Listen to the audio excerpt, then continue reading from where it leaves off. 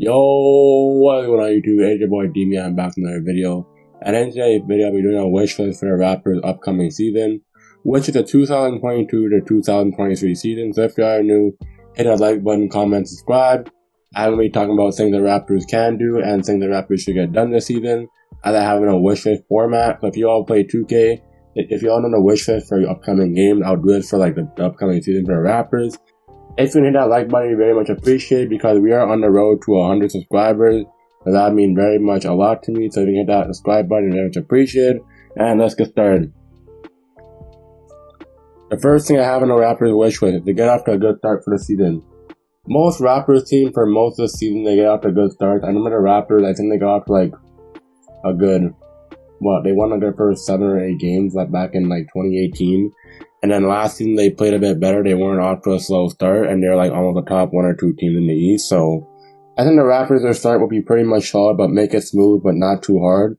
And win against teams you're supposed to, which I'll go into next, because if you're losing to teams like the Detroit Pistons or Indiana Pacers and others, you're going to be in trouble. But I think if the Raptors win games they're supposed to, they can get off to a good start at the beginning of the season for September to October in the preseason and in the regular season when it starts in October. So number 1, get off to a good start. Number 2, on this wish list, I would have to make Scottie the main ball handler more and play Fred off the ball, because when Scottie's facilitating the offense, to be a man amongst boys and just harass people in the paint, whether it's smaller guards or bigger defenders, he knows what it takes to bring the ball up. So honestly, if you play Scottie with the ball more, it'll help him out for his development, and it can help him out bringing the ball up the court and being the main primary ball handler for the team. And it can help Fred VanVleet out too, because playing Fred VanVleet almost 30 minutes a game and having him play on the ball and bring the ball up is too much for him. So honestly, if you can make Scottie Barnes the main ball handler, that'll be very much easier for the Raptors. And so honestly, Nick Nurse should look into that, because Scottie Barnes is a good ball handler, and he's almost 6'8" or 6'10" with his wingspan. So honestly, I think Scottie Barnes can bring him up more at the point guard position. That could help this team out a lot. The next thing I have was similar to Scottie point, but I said run Pascal PG more. Pascal, when he ran point guard with the Philadelphia 76ers, no one can stop him. He was doing his spin moves, he was doing his ISOs, he was doing his step back. Like, no one can stop him, and his playmaking was just elite. So honestly, too, the same thing as Scottie Barnes' point. If you run Pascal and Scottie at point guard for points 2 and 3, it can make it very much easier for Fred VanVleet and other players on the roster, because the Raptors have height and verticality in their roster, and they play small ball, and they play positionless basketball, so it can help out the team a lot. But the same thing as point number 2, and running past Scottie at a point guard. The fourth thing I have on a Raptors wish list here is to involve OG more in the offense. I know OG been asking for a bigger role in offense, so whether it's he can cut more, whether he can set screens, whether he can set off-ball screens, whether he can move off the ball or even bring the ball up. So I know sometimes he's trying to develop his shot creating arsenal. So honestly, if you run OG more in the offense, that'd be very much better for him, because I know he's asking for a bigger role for a team as per Nick Nurse. So honestly, if you involve OG in the offense a bit more, whether it's him bringing the ball up, whether it's him on cuts, whether it's him setting screens for teammates, there's many things OG can do. So I think if you make OG a part of the offense more and make the team's offense a unity and not like an ISO heavy team, so I think it'll help OG a lot. So the fifth thing I have on the list for the Raptors is to win games you're supposed to against teams under 500. If you're playing teams against the Rockets, who else is garbage? The Thunder, the Spurs, you should be winning games no problem. You shouldn't be losing by almost. As for the Raptors, you shouldn't lose against teams under 500 and losing to them under 5 or 10 points. Like, you shouldn't be getting spanked, for example, by Oklahoma City Thunder by 10. You should be literally dogging them because they have no one on their team and almost all their players are injured. And yeah, they're not even building team. And even for the Utah Jazz too, that should be a team that should be an easy win. And the Raptors should not struggle against teams below 500. I know they struggle against teams below 500, like teams like the Pistons, the Magic, and many other teams. So the Raptors, honestly, when you're playing against bad teams, just get the job done. Next thing I have on the Raptors wish is to win more games at home. I know the Raptors, the East is kind of hard this year, so if you can win like a good, I think they're almost half their games at home. I think they won last year, they won almost half their games at home. I don't know, let me just search it up. Oh, well, the Raptors, honestly, for home games, they split both in the regular season and on the road. So they both have the same record at home and away. So honestly, if you can win more of your games at home, the record at home they had was 24 and 17. So that's not too bad. And calculate a win percentage, I think that's almost like about Yeah, so honestly, the Raptors won almost 60% of their games at home. The Raptors can win almost close to 60 to 65% of their games at home. That is very much better because the Raptors, they want to struggle getting home court advantage in the playoffs, as home court is key. So honestly, they win most of their games at home. And the road record was pretty much the same. So honestly, I think for the Raptors, they win most of their games at home and on the road too. That can help the team out a lot in getting a top 4 seed in the East. So honestly, I think the Raptors winning both more games on the road and at home can make the team very much better. Alright, so the next thing on the Raptors wish list is to experience multiple starting lineups. The reason why I say this is because it helps the unit out other teams. And Nick Nurse, I know he likes trying out new starting lineups. So honestly, there's many things lineups you can try. You can try Precious Simmons in the starting lineup. You can try, for example, Thaddeus Young in the starting lineup. You can Chris Boucher in the lineup. There's many things you can do and just toss players on the bench. Like for example, Gary Trent Jr., OG, though they won't want to do it, but I think for matchup purposes, it can help the team out a lot. So honestly, having multiple starting lineup and experiencing multiple starting lineups for rotation, even with the starters and the bench, can help this team out a lot. So honestly, have multiple starting lineups for his wish list. So yeah, the next thing I have on his wish list is kind of combined. So Pascal and Fred should average close to 20 points per game. That's a given if they want to become all-stars, which they did this season. So I think Pascal and Fred, they average so close to like 22, 23 points per game. That could be good.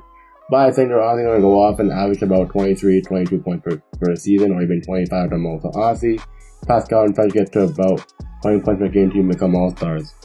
The next thing I have is Scottie Barnes and Gary Trent Jr. getting close to 20 points per game. Scottie Barnes average almost 20 points per game, even Gary Trent, so I don't think it wouldn't be surprised if they average 20 points or even 25 points, but honestly, if they can both get 20 to 25 points for average on the season, that'd be very nice, or even close to that, that'd be good, but I think the same thing as Pascal and Fred averaging over 20 points per game, so honestly, I can help the team out a lot.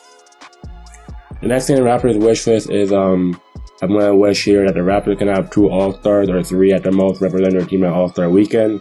Yeah, I know the All-Stars given are going to be Pascal and Fred, and if you want to toss in maybe OG or Trent, or even Scottie, sure you can, but I think the Raptors team is going to be well represented at All-Star Weekend.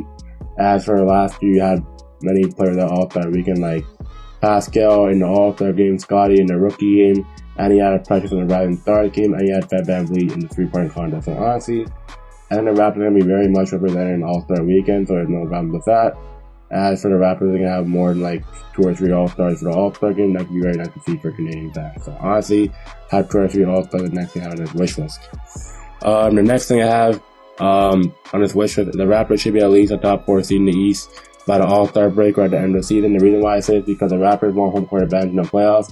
They don't want me going on the road and starting off the series on the road, because I know the Raptors feed out their home court and their fans. So honestly, if the Raptors can get a top 4 seed, that is very much everything in their team, and that can help the team out a lot in a heavy playoff run. So honestly, I think the Raptors, though they might be a second or third round exit this season for the competition in the East, or even maybe a conference finals exit, I think the Raptors can get it done. So honestly, finish top 4 in the East by the All-Star break, or even towards the end of the season, that'd be very great for them. This piggybacks to my next point: the Raptors have home court advantage, because the Raptors, when they had a home court advantage, I think they fed out that home court advantage. I think the Raptors, when they're at home court, they won games 3 and 4 versus Philly. And then I think they lost 1 game to the Joel Embiid buzzer beater. And then the rest of the games Philly took from home. So I think the most of the Raptors game they compete at home. So have home court start the playoffs off 100%. The next thing I have here is the Precious Achiuwa average more than 10 points per game. So Precious Achiuwa last year he averaged about 9.7 points, I could say. So I think he had close to a 10 points per game threshold. That is very much good. And as he always gets the rebounds and steals and blocks anyway. So honestly, Precious Achiuwa averaged 10 points per game. I think for the Raptors, I'm going to say this first thing here. I think the Raptors, Nick Nurse uses rotations more minutes. I think Nick Nurse uses rotations more and use the minutes more wisely, so nobody is drained and Austin is moving Chris. The reason why I say it is because Fred VanVleet can't be playing for like 30 to 40 minutes a night, and even can't be playing the third for the rest of for like almost 30 to 40 minutes a night. So the Raptors can use their bench a bit more and go into their bench. It can help out the team a lot. Though the bench kind of is lackluster, I think the Raptors will make a trade at the trade deadline. So I think the bench can probably be a bit better than it was last season. So I think the Raptors bench should be pretty much okay. As they have Otto Porter Jr., Chris Boucher, Precious Achiuwa, and you have Malachi Flynn. So I think you guys should be alright. You have Justin Penny in Delano, you guys should be alright. So I think that's very much an inexperienced bench, but I think the Raptors can get it done. So honestly, use the bench a bit more and use rotation and minutes wisely. The last thing I have on this list is for the bench to come together, because the Raptors, for the last 2 seasons they lacked in bench scoring. if the Raptors bench can come together a unit and just score the review collectively and get to about almost half the starters' points, that'd be very much better because they can all get to about 5 or 10 points per game. That's very much efficient. And if the Raptors bench can come every night and the starters do, they average over almost 15 points a game, the Raptors get it done. So honestly, those are my thoughts on the Raptors and their wish list for the season. If you are new, please hit that like button. Don't watch this video. Please hit that like button because it helps the algorithm a lot. And make sure you guys subscribe. I know I've been asking a lot, but please hit that like button. Hit the subscribe button because we're close to 100 subscribers. And make sure y'all follow my TikTok. I'm close to 500. So you can hit that subscribe button and follow button here and on TikTok. That is very much appreciated. Your boy Demi. And I'm signing out. This video is almost about 15 minutes. I'm going to crop this up and edit this in my editor as daily uploads are coming each and every day. So make sure you hit that like button, comment, and subscribe. It's your boy Demi. And I'm signing out. Have a great and blessed day, y'all. Peace.